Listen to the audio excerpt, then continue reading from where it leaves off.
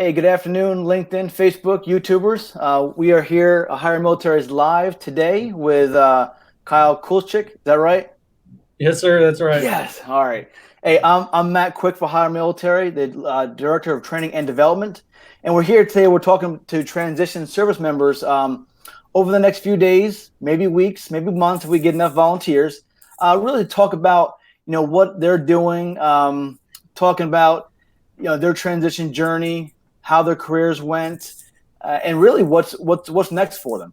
So, hey, Kyle, just tell us a little bit about yourself and where you're at right now, where you're going to, what's your background, and hey, first of all, he's a Marine, so Semper Fi. Go ahead, Kyle. Thank you very much, Matt. I appreciate you having me on today, and I appreciate HireMilitary and everything that they do for the transitioning service members. I myself have gone through HireMilitary and have actually put in a application so that I can do one of the internships, and I'm going through that right now, that process, so that I can get an Good choice. internship, so I can work on getting that opportunity for when I get out after my EAS. Myself, though, as you had said, I am an active duty Marine, currently getting ready to separate after 15 years of service. I'm currently stationed in the Camp Pendleton area, and I'm looking to relocate with my family back to the East Coast, where I'm from, to the Charleston, South Carolina area.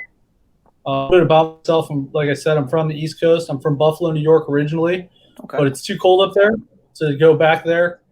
So we'd like to just go down south a little bit where we put some grassroots before and start the next chapter of our lives outside of the military.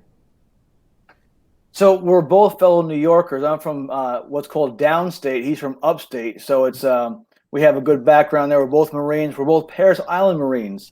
So those other Marines, I won't talk bad about you, but you know the deal.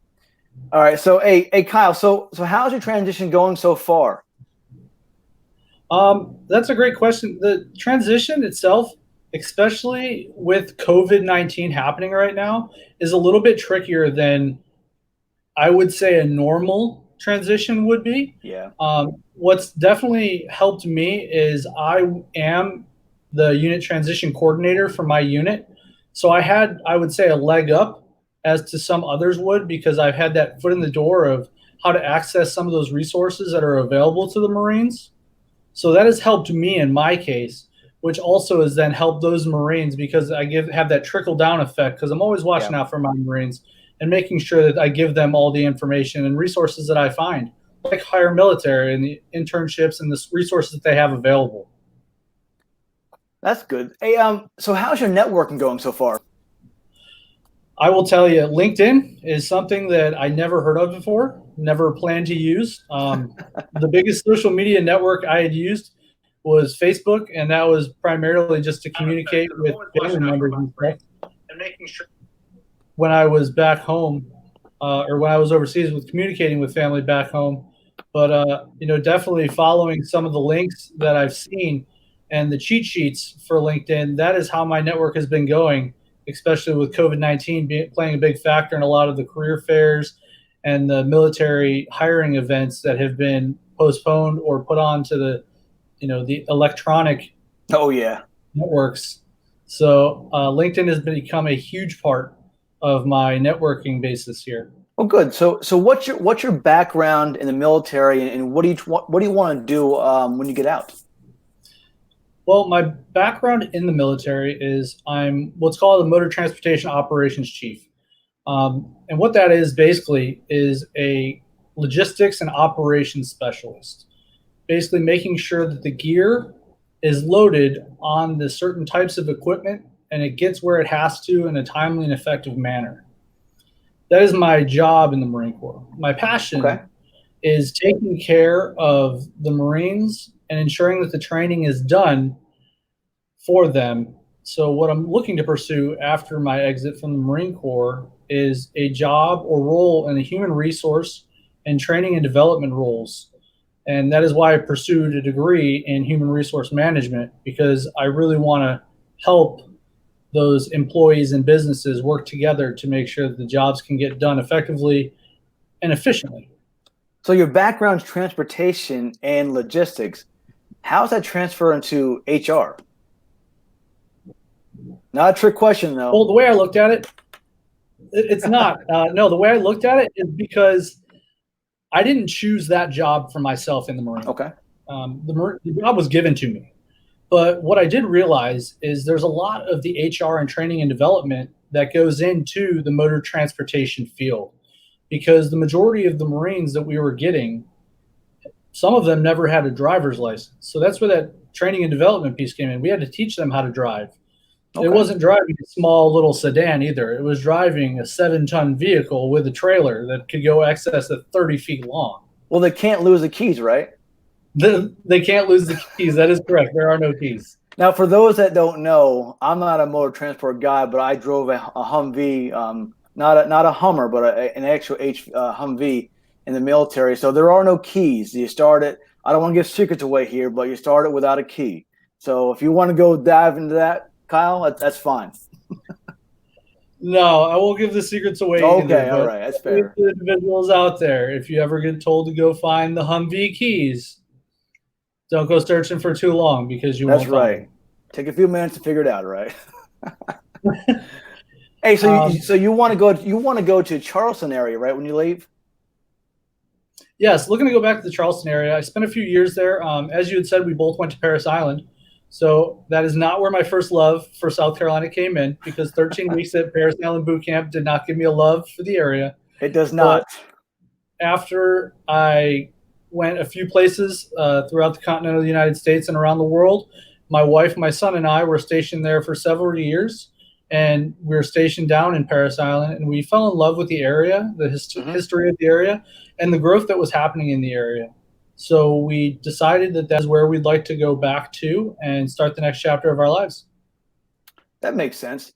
Hey, so besides the degree in HR, what kinds of certifications do you have or are you going for right now?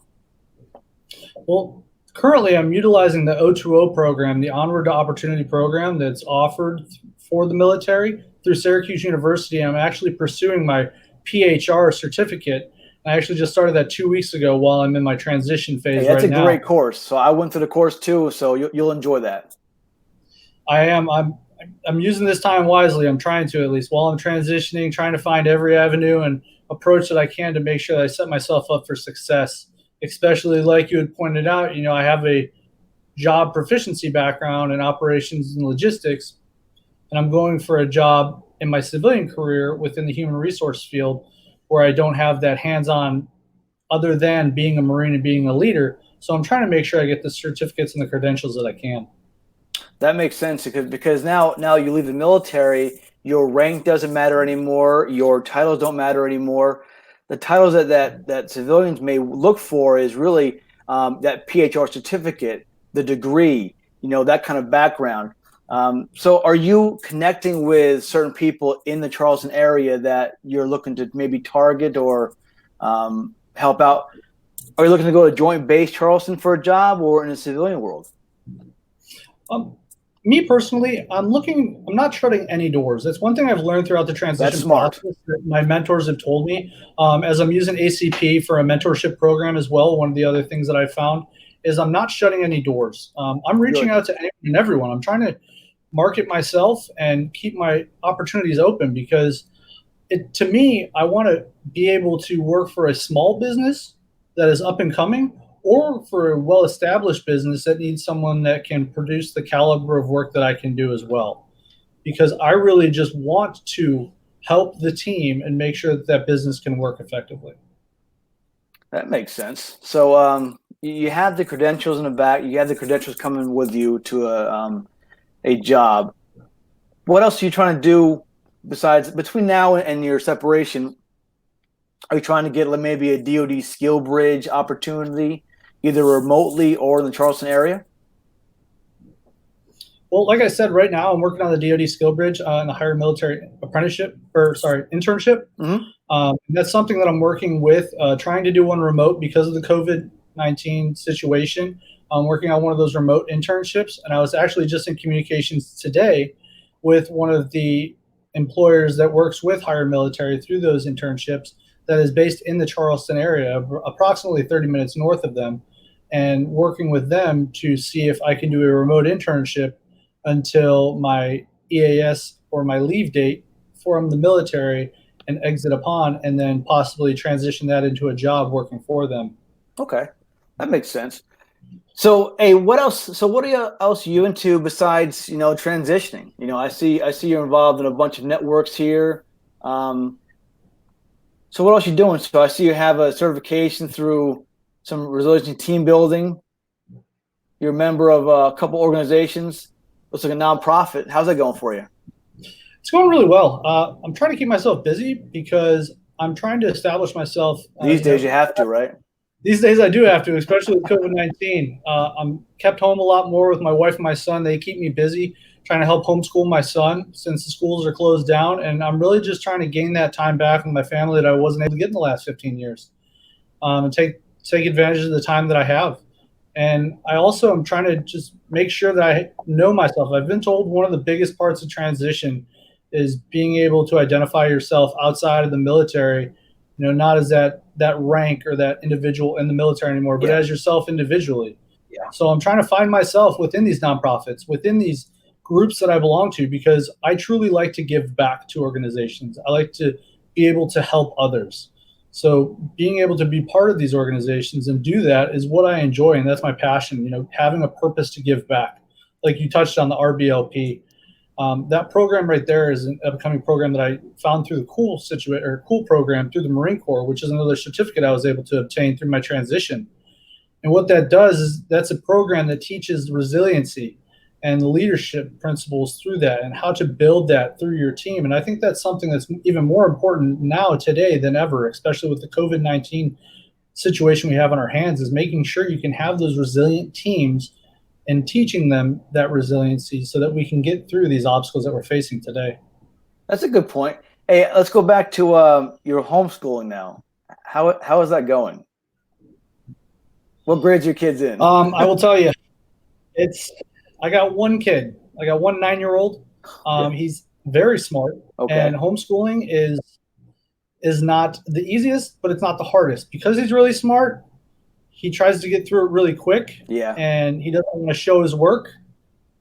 But I like him to show his work because I want to make sure he knows the steps in the process of how to get through it. So I think that's where the majority of our arguments come into play. Because I can see he can get the right answer, but I need to see he knows how to get the right answer so that when that test comes or that situation where he needs to show his work on a test or an assignment, he can follow those proper steps. So is homeschooling helping your credentials going into training and development?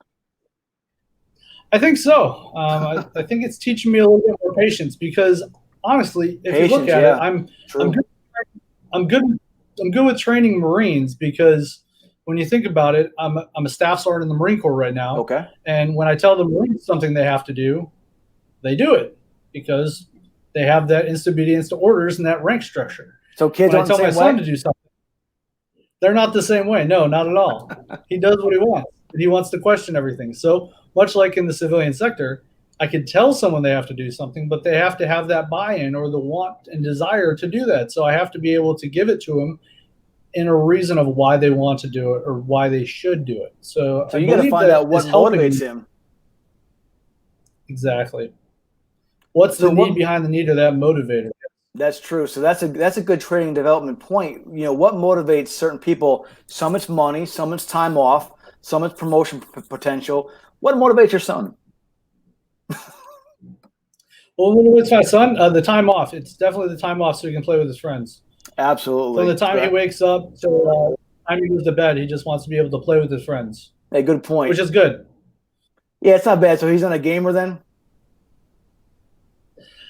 He does get into the games. That's part of it, though, with his friends. Is his friends like to come over. His front room is he's got a TV and a video game system where his friends will come inside when it's too hot and they'll play the Minecraft or the Fortnite games. Of course, yeah.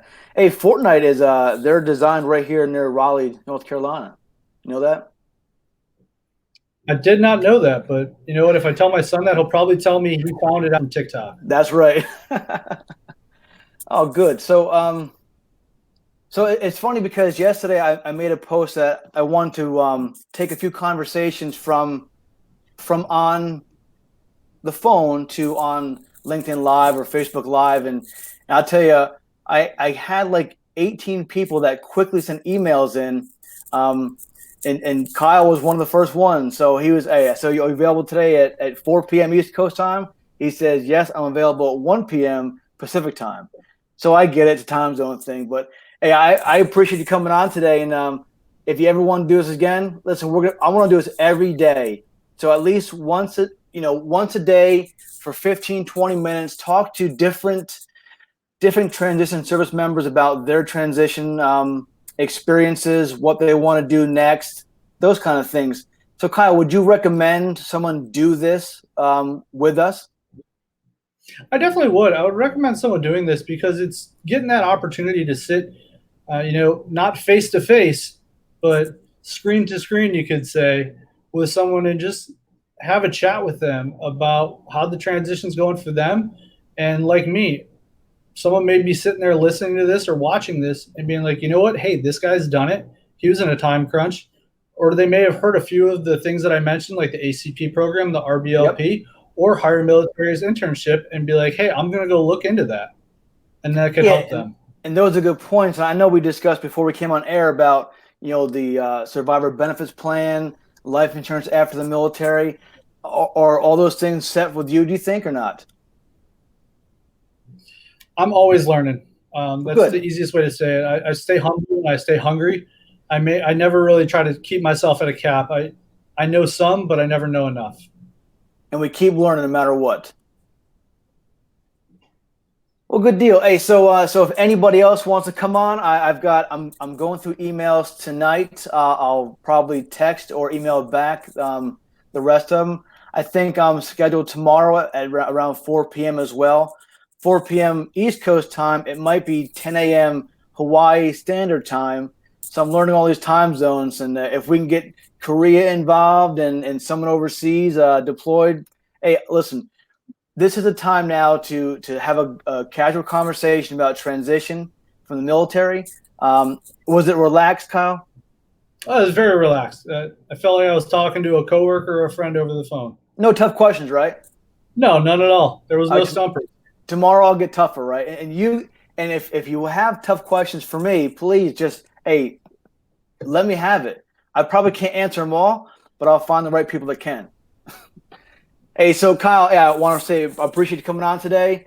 Thanks for being the first and hopefully not the last one. And you know what? Maybe we'll see more tomorrow, the next day. So, Kyle, thank you very much, man. Appreciate it. Not a problem, Matt. I appreciate it. Thank you very much for having me, and thank you very much for Hire Military and uh, the internship program. Hey, LinkedIn Live, Facebook Live, I appreciate you for joining us today. And we'll be back tomorrow. So, hey, hang in there, right? Thanks, everybody.